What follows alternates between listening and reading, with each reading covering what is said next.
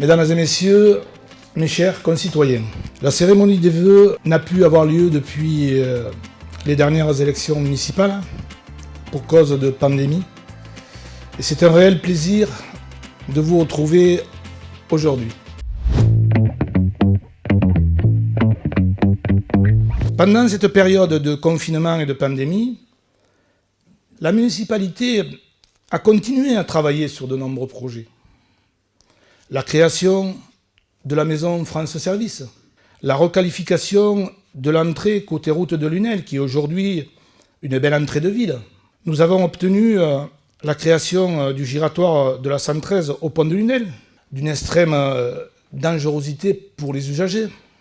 Également, lors des négociations sur l'agrandissement de Super U, nous avons obtenu la restructuration de l'entrée de ville en début de la rue des Courlis, à la charge du propriétaire du magasin.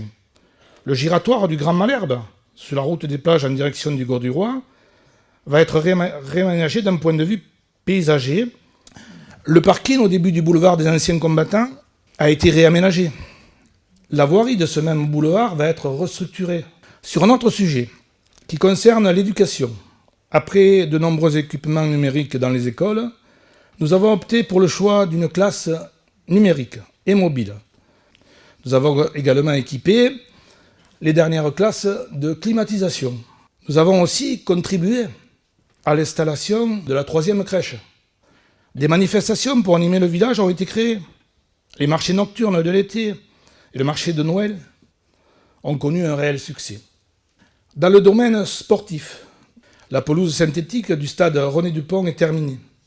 La climatisation aussi de la salle de judo et de gymnastique a été faite. Nous avons également créé un service sport et réalisé une salle de boxe. Une deuxième sirène a été installée au nord-ouest du village pour vous informer en cas d'événement grave.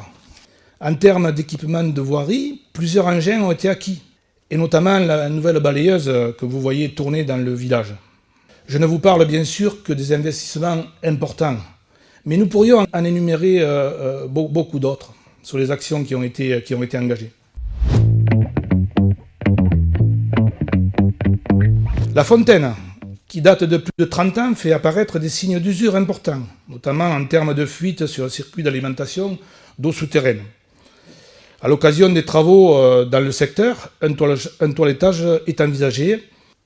Le patrimoine est en cours de restauration, et en particulier l'église, qui va retrouver une peinture pratiquement équivalente à la précédente. La mairie va être réhabilitée. De gros travaux sont programmés et vont durer environ 18 mois. Stratégiquement, nous devons également nous séparer de bâtiments qui n'ont pas d'utilité. C'est le cas, par exemple, des logements de l'ancienne gendarmerie. L'objectif est de transformer ces lieux en résidences de confort. Nous envisageons également l'installation de toilettes publiques proches du marché, accessibles par monnayeur. En complément des 32 caméras installées sur le village, nous réfléchissons aussi à l'autorisation par la préfecture d'une caméra nomade, qui pourrait être déplacée dans certains quartiers en fonction des incivilités constatées et récurrentes. À noter que le véhicule de la police municipale a été renouvelé. En matière de tradition, nous avons également changé le parc de barrières taurines. En termes d'environnement, une convention a été passée avec le groupe Angelotti pour la création sur l'ancienne décharge d'une centrale de panneaux photovoltaïques. Nous travaillons également au renouvellement phasé de l'éclairage public par des LED. Le terrain, acheté chemin de Nonodel à l'entrée du village face au garage Citroën, est destiné à créer des activités sportives, genre pump-track et parcours de santé. Un autre dossier important concerne la création de la nouvelle station d'épuration.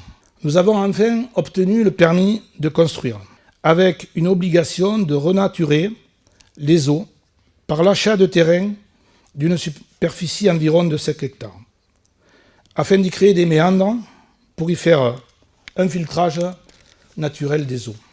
Une pierre après l'autre, nous continuerons à moderniser la ville, ses espaces, ses équipements et ses services publics pour rendre Émargues encore plus attractive au développement, au maintien et à l'installation de populations dans le village, que cette nouvelle année qui commence soit heureuse et épanouie. Alors permettez-moi de formuler à nouveau pour notre cité nos vœux de solidarité et de prospérité. La municipalité vous souhaite à toutes et à tous une très belle année, faite de santé, de plaisir, d'être ensemble et riche de bonheur de vivre à Émargues. Du fond du cœur, très bonne année 2023 à tous.